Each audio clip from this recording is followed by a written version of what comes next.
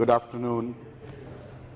Yesterday, the Rajya Sabha considered the finance bill, and a variety of amendments were moved by various members from different opposition parties. The central thrust of these amendments were that the finance bill has been used as a vehicle to bring in a variety of measures that should not be in the finance bill in the first place, and measures which are actually very antithetical and detrimental to India's democratic functioning. The first set of amendments by Shri Digvijay Singh of the Congress Party focused on the enormous powers that have been granted to income tax officers to essentially go ahead and raid and seize and essentially go ahead and do whatever they want with anyone, any taxpayer, any business, without having to provide a rationale to various authorities. And Mr. Jaitley clarified that only in a high court will that rationale be possibly admissible, to which Mr. Sibal countered that in the high court they will not discuss facts, they will discuss the law. Essentially, that set of amendments focused on the powers that the government has granted to itself through the finance bill to be able to use the tax authorities to arm twist, to threaten, to extort, whatever the government wants to do in terms of individual taxpayers, political opponents, businesses, industries. The government now has the capacity to go ahead without having to provide a justification to unleash tax terrorism on the people of India. And how did they do this? Not by amending the Income Tax Act after a discussion, but by putting in clauses in the finance bill which allowed it to essentially go through without actually amending those acts. So pay attention to that one first feature.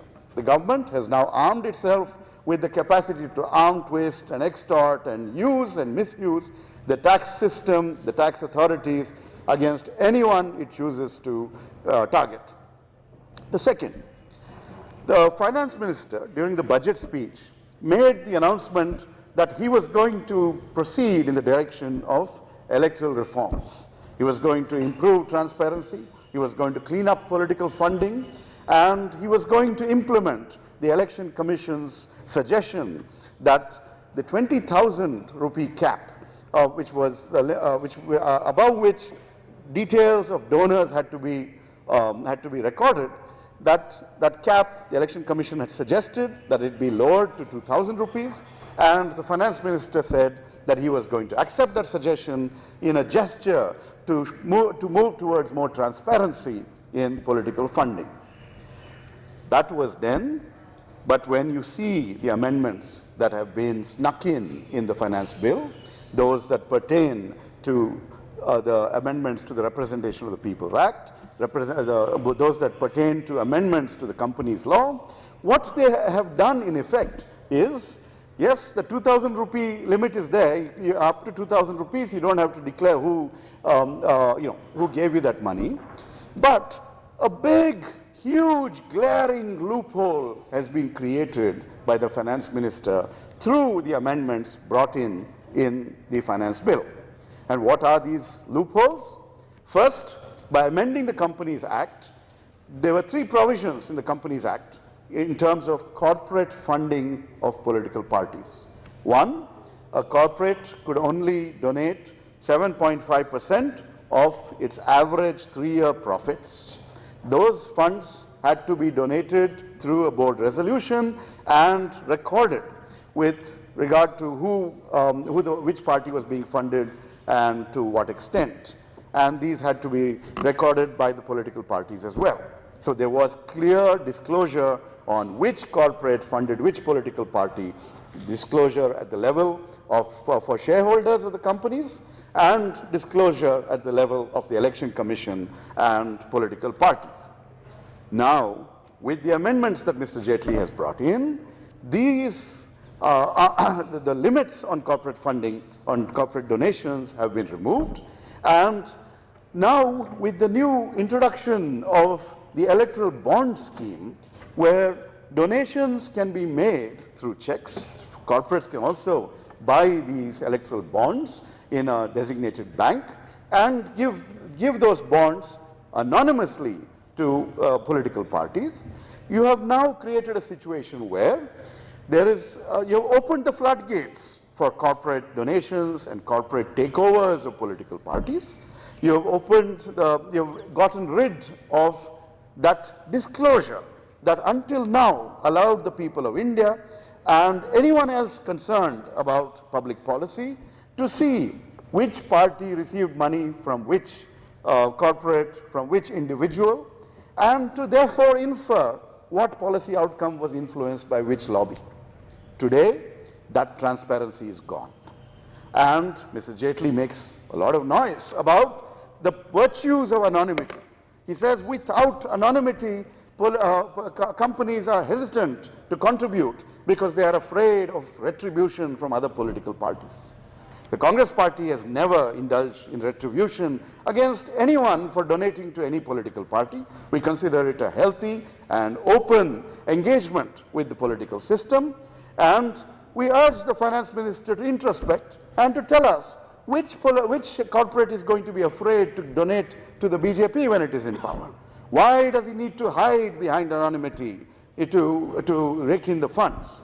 But the larger story really, the suspicion that emerges is that on the one hand, you arm yourself with these powers that are given to the tax authorities.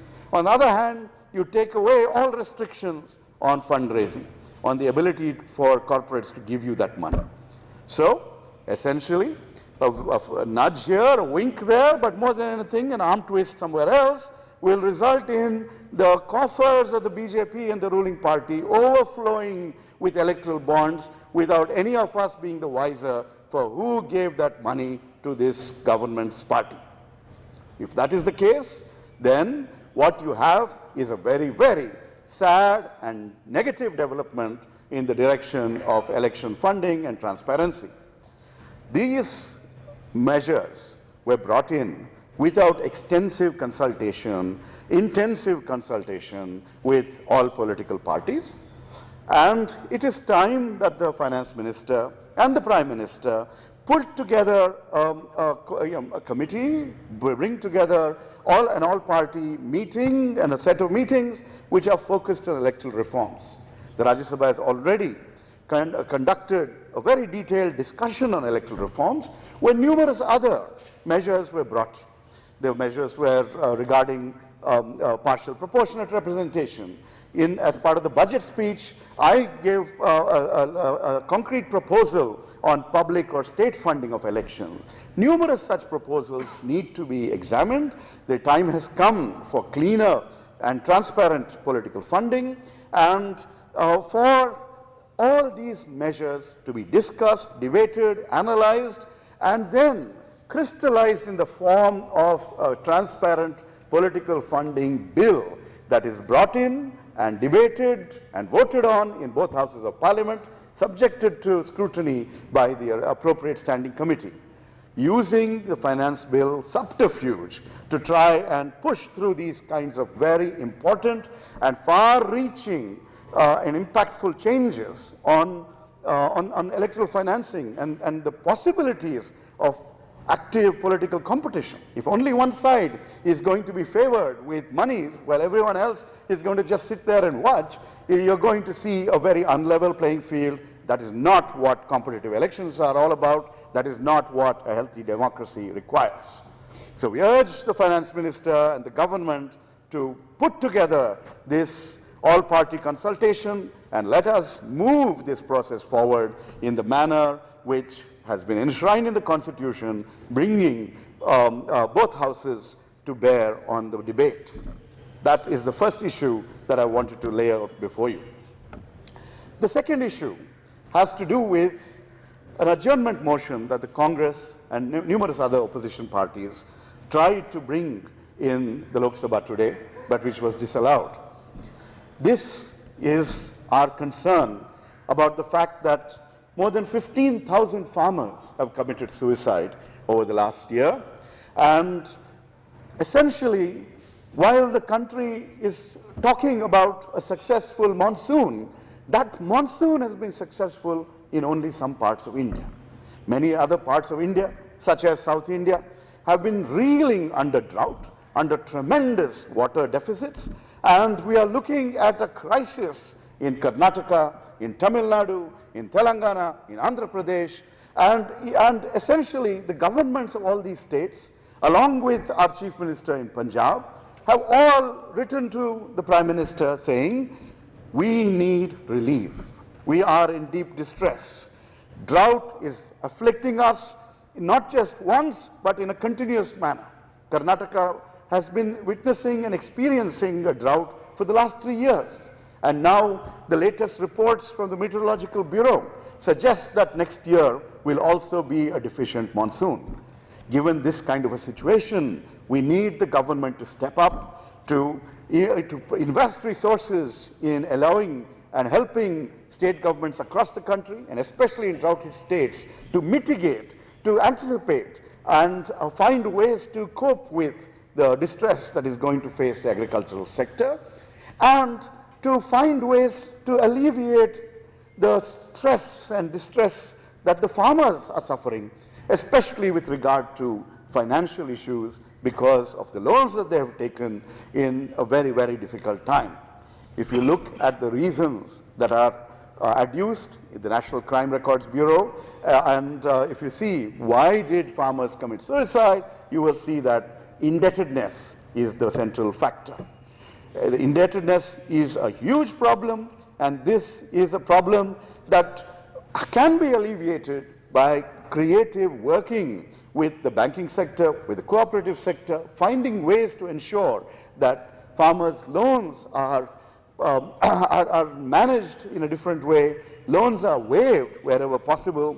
What we see instead is that the Prime Minister will go to election-bound states like Uttar Pradesh and announce that he will provide farm loan waivers.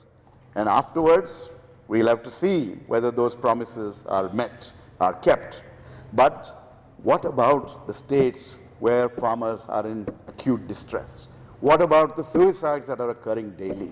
Is this a Kisan Virodhi Sarkar? Can they not hear the cries of the farmers in anguish? This is something that should have been allowed to be debated in the House today.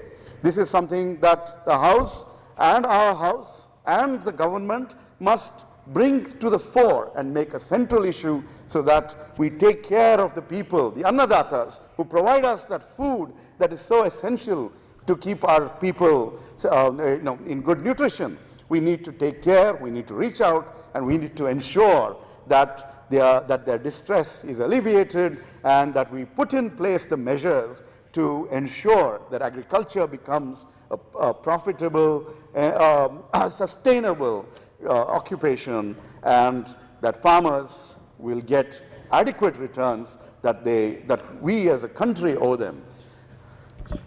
I'll take questions from now.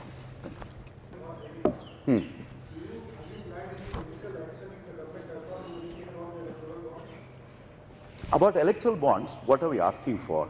You just heard me. I am asking for an all-party set of consultations, the creation of a new bill that changes the whole process of how political parties are funded, how elections are funded, and essentially we would want an examination of issues such as a national election fund, possible state funding of elections. All of these are to be brought together in a comprehensive bill, in a piece of legislation. So this is not something for confrontation, this is something for consultation, this is something for the creation of consensus. And all of us have very important suggestions to make. Historically, when the Congress brought in measures such as the electoral trust, when they brought in amendments to the Companies Act to allow 7.5% donations from companies' profits, etc., that was done in a consensual manner. Practically all parties, maybe the communists did not come in together there, but practically all political parties were consulted and they supported the idea, which is why we brought it in when we did, and in fact through the finance bill at that time. So in 2010, I think that was. So basically we're not on that front, we're basically saying, come, let us talk, let us discuss, let us explore options. We are all we are all together in wanting a cleaner, transparent system. We want a competitive political and electoral landscape. And for that, we need to ensure that funds move cleanly and openly to political parties across the board, and that parties are viable in the electoral landscape. Mr. Gowda, your adjournment motion was disallowed today. Your party is in Lok Sabha. Are you planning to bring in the same issue under some different rule? In the Rajya Sabha, we are now planning to take this up as a discussion. We are, we've just been preparing the background notes and many Congress MPs, and we will reach out to other political parties as well. And we have a half an hour discussion, short duration discussion, calling attention. So there are other mechanisms. It's just that the matter is such a crisis that there would have been no loss whatsoever if the adjournment motion had been allowed, and an issue of that importance had been debated. This is not a partisan issue. This is an issue that concerns the farmers of the country, the backbone of the country. Mr. Gowda, I have a question. The government is planning to list the GST laws in Rajya Sabha next week. What kind of discussion can we anticipate from the upper house? In the upper house, I think, the GST bills have now reached a fairly ripe stage of development, right? And the Congress party is the originator of the GST legislation. Over the years, we've been trying to pass it, and many of the people who are now waving the GST flag were the ones who waved a red flag to GST for years, and as Mr. Moily pointed out in his Lok Sabha speech yesterday, have actually cost the country. There's this concept called opportunity cost. If you had GST a few years ago, how much more growth would you have seen? How many lakh crores of growth would have been experienced by the people of India, right? That was gone. We didn't get to experience that because of sheer politicized selfishness on the part of the BJP, amongst others, right? So essentially, so we are, supportive of the measures that will bring the GST into operation as soon as possible. However, we want to make sure that the GST is operationalized in as perfect a manner as possible. And this has been the theme of our interactions in both houses over the last couple of years. And going forward, you will see very wise men like Mr. Kelkar, who was also one of the prime thinkers behind the GST as well, basically saying, figure out all the details, get the implementation issues also anticipated, right? Don't worry about rolling out in July if you can wait till September. After all, the constitutional amendment wants the bill operationalized by September 14th or so. So take that time, do it right. You just had the experience of demonetization where implementation was a thorough failure. So given that now you're taking central government officers, state government officers, all kinds of new training, all kinds of classification issues, which good and service falls under which category and what rate and things of that sort. When we don't know what an anti-profiteering clause really means in operation, when we don't know all this, please, take a deep breath. Pay deep attention to this, consult, make sure that when you roll it out, that we will have the fewest possible problems in the implementation. That's really the thrust of where we're going. Mr. Gowda, Aadhaar bill is about to come in the House for discussion. It has already been challenged by Rajeev Gowda in the Supreme Court regarding this. Yeah. What will the stand of Congress party if it will be brought in? So there are two aspects to that, right? The Jairam Ramesh's objection, and by extension our objection to the whole issue is the way Aadhaar was brought in as a money bill, right? The specific notion of a money bill, which this government continues to ignore on is that it should really pertain only to money-related issues, to taxing and spending. That's essentially, to sum it up in common man's terms, that's what it's about. Anything else, you can't say just because you've created a new tribunal and there's some amount of money that is to be allocated to that from the consolidated fund, that doesn't mean that that's a money bill. That's really a tribunal bill, which needs to be passed as in the ordinary course of legislation. But instead, they went to great lengths. They changed the title of the law and went to the extent of getting the speaker, persuading the speaker to to declare it as a money bill. Afterwards, there was some other confusion on that issue, but the basic point is that that was not a measure, that was not a method that we approved of. And so that is being challenged, because it is important that these issues which are central to constitutional functioning of what each house is supposed to do, what is supposed to come to scrutiny and discussion and debate and passage within each house, and possibly even scrutiny of standing committees. All that gets evaded when things are brought in as money bills. It really reduces the Rajya Sabha's role in the legislative process, and that is actually antithetical to the basic structure of the Constitution. We have a role to play, and that role must be respected. So that is an issue that that is one central issue. The other, of course, is whether Aadhaar should be made mandatory across the board. We have, when we introduced the Aadhaar in as a policy measure, we were focused on ensuring cleaner subsidy delivery, etc.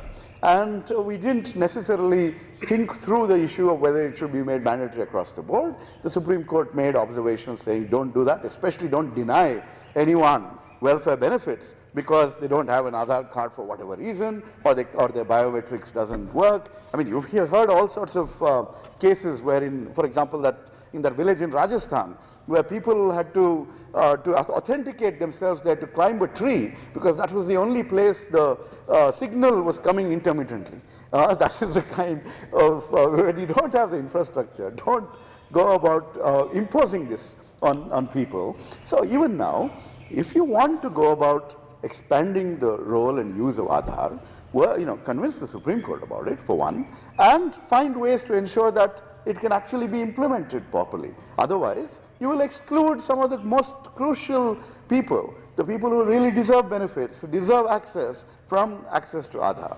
And in the debate, you will see a lot of other issues being raised about privacy, about surveillance, about the ability of the government now to track, not just the government, but given the lack of privacy protections, there's worry that this whole that the information will leak. There is this, there is I mean, I shouldn't be telling a joke here, but basically, the day will come when you call for a pizza, you order a pizza and they'll ask you for your Aadhaar number. And then they will tell you, you're ordering this meat topping. Well, given your heart condition, which I can see because of your medical record, you should not be doing that. Why don't you go for vegetables instead? Right? That is what we're going to come to in the future. We do not want to get to that kind of a stage. We want to make sure that this data is used for particular purposes, it is protected, our privacy is respected, and and things don't leak. You just saw headlines about Mr. Dhoni's data being leaked, etc. So it's these are all, we expect that in the Rajya Sabha today in the debate. So Mr. Gowda, there's been an incident in Meerut, where some corporators were refused to attend a meeting, because they refused to sing the Vande Mataram. So what is the Congress take on this? Vande Mataram is a song that inspired the Congress Party and the freedom movement. We have been singing it at the start of every Congress meeting. It is our national song. It is an expression of the people of India's love and respect for the nation itself. Parliament, it is an accepted practice for Vande Mataram to be played at the end of the session. We start with the national anthem at the beginning of another session, and we end with the Vande Mataram. So these are all, what shall we say, customs and practices that should be the basis for consensus. That should be something that we all celebrate. It's a matter of concern that symbols of the nation, such as the national anthem, the national song, etc., are being politicized by the BJP, but they're trying to use these in some insidious way to try and divide people. This is not a good development, and we would urge everyone to sort of essentially focus on how these are an integral part of what India is, and to celebrate Indianness by, by honoring and respecting these national song. Okay. और एक प्रश्न है, बताइए। Greater Noida में जो Nigerians का death हुआ तो उसे लेके यूपी में लॉ एंड ऑर्डर के बारे में जो बीजेपी दावे कर रही थी तो उसके बारे में आपका क्या reaction? The issue is a very, very, very delicate one.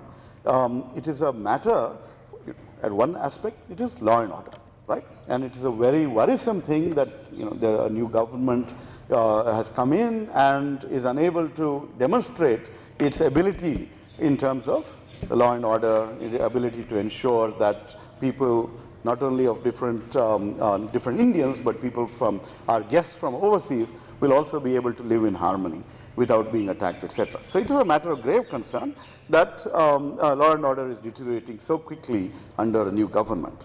But the other issue that all of us are very concerned about is what does this say about us if there is a racist element to these attacks?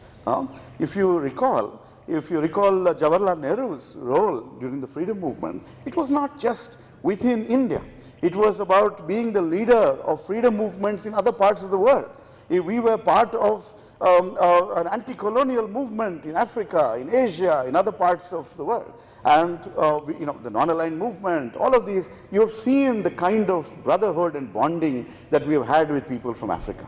And that is what gives the people of Africa and India that historical connection, including Gandhiji's experiences with Satyagraha in South Africa, etc. All of these are inspirations for us to come closer. Instead of that, what we see is attacks on the basis of skin color. You've seen, I think one more woman from Kenya has been attacked, and these are not at all positive measures. These are exact opposite, and we must, we appeal to the people of India to rise above suspicions on the basis of race, to not yield to loose talk about people indulging in other illegal activities, etc., without proof, and even then to approach the law and order authorities rather than taking vigilante, trying to attempt vigilante justice.